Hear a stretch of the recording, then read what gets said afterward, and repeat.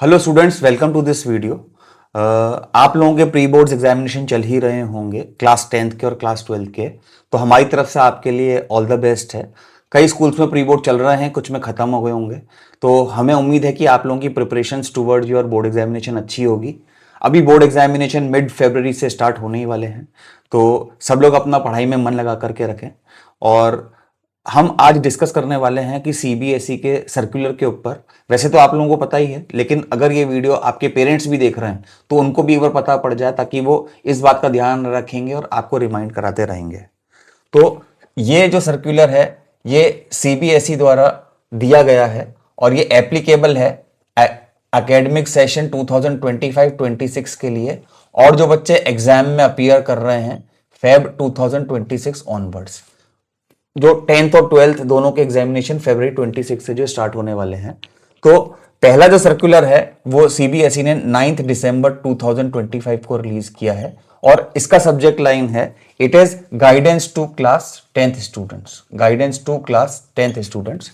तो हम ये देखते हैं कि सीबीएसई ने क्या गाइडेंस इशू किया है। सीबीएसई ने ये बोला है कि जो आपका साइंस का सब्जेक्ट है और जो आपका सोशल साइंस का सब्जेक्ट है, साइंस का सब्जेक्ट और जो सोशल साइंस का सब्जेक्ट है, इसमें 3 सेक्शंस होंगे क्वेश्चन पेपर में और सोशल साइंस में 4 सेक्शंस होंगे क्वेश्चन पेपर में। तो साइंस के अंदर 3 सेक्शंस कौन कौन से होंगे क्वेश्चन पेपर के अंदर? सेक्शन ए होगा, सेक्शन बी होगा और सेक्शन सी होगा। सेक्शन ए होगा बायोलॉजी का, सेक्शन बी होगा केमिस्ट्री का और सेक्शन सी होगा फिजिक्स का। सोशल साइंस में कितने सेक्शंस होंगे? सोशल साइंस में 4 होंगे, A B C D. Section A, section B, section C. Section A will pertain to history, section B will pertain to geography, section C will pertain to political science and section D will pertains to economics. इस तरीके से exam का pattern है। Science में 3 section है, A B C, biology, chemistry and physics. Social science में 4 section है, A B C D, history, geography, political science and economics. और इनके जो सैंपल पेपर्स हैं, सीबीएसई ने बोला हुआ है कि इनके जो सैंपल पेपर्स हैं किस तरीके से हैं, ये सैंपल पेपर्स भी सीबीएसई की वेबसाइट के ऊपर अपलोड कर दिए हैं।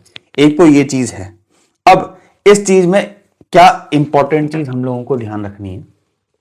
इस चीज में हम लोगों को इंपॉर्टेंट चीज ये ध्यान रखनी है कि जो ये तो क्वेश्चन पेपर हो गया। अब जो हमारे को आंसर बुक मिलेगी, अब जो हम लोगों को आंसर बुक मिलने वाली है, हमें क्या करना है? हमारी आंसर बुक को साइंस में 3 सेक्शंस में करना है और सोशल साइंस की आंसर बुक को 4 सेक्शंस के अंदर बाइफरगेट कर देने का है, उनको डिवाइड कर देने का है। पूरी आंसर कॉपी मिलते ही साइंस के अंदर 3 सेक्शंस क्रिएट कर लेने का है, सोशल साइंस को 4 भागों में डिवाइड करने दें।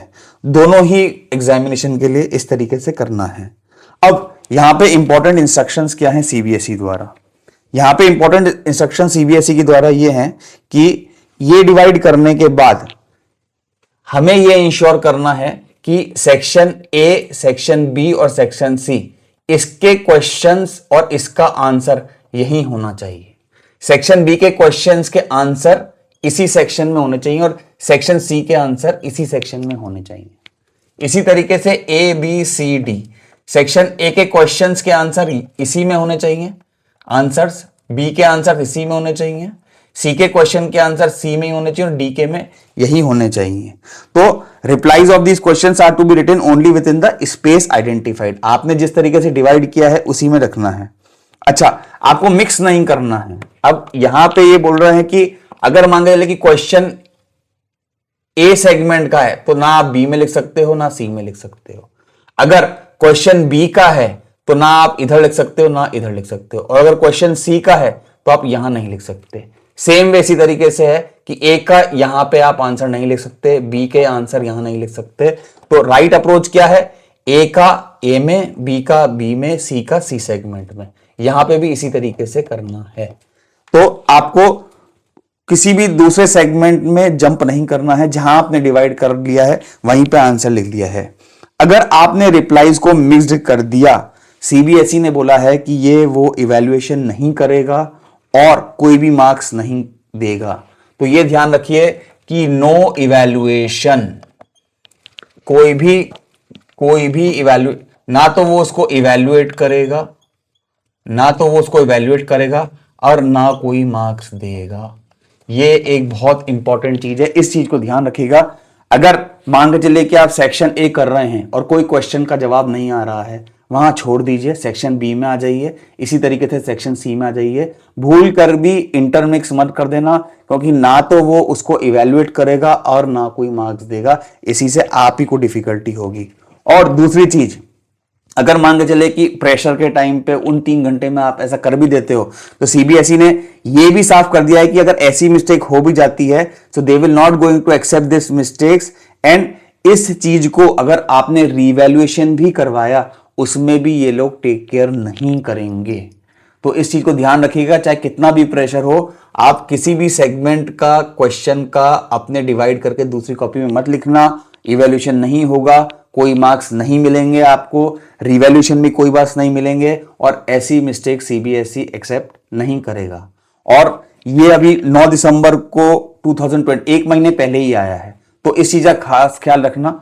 आपके स्कूल ने आपको इसके ऊपर प्रैक्टिस करवा दी होगी। अगर आपके पेरेंट्स भी ये वीडियो देख रहे हैं तो वो भी आपको एक बार एग्जामिनेशन हॉल में जाने से पहले एक बार रिव्यू करा लें, इसको देख लीजिएगा, ये बहुत इंपॉर्टेंट है।